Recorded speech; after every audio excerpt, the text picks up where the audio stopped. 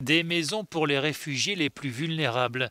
Sur l'île grecque de Lesbos, ces migrants originaires d'Afghanistan ont pu quitter les camps insalubres pour ce logement mis à leur disposition par une ONG.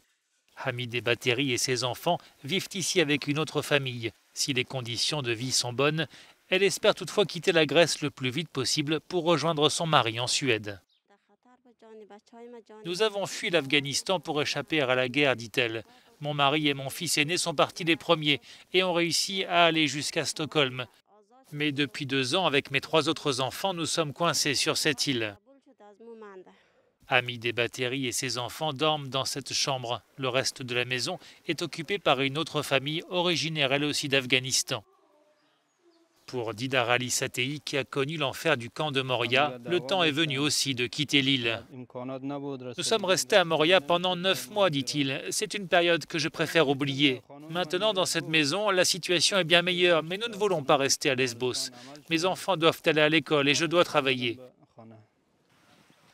Aujourd'hui, 700 demandeurs d'asile répartis dans une centaine d'appartements bénéficient de ce programme de logement financé par le ministère de la Migration et coordonné par une ONG baptisée Soleil.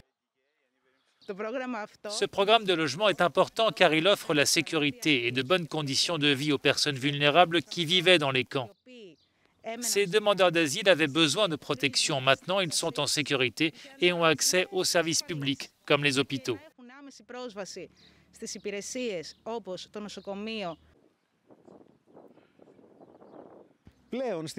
Moins de 10 000 réfugiés et migrants vivent aujourd'hui à Lesbos. Ces derniers mois, plus de 1100 d'entre eux ont quitté la Grèce pour l'Allemagne.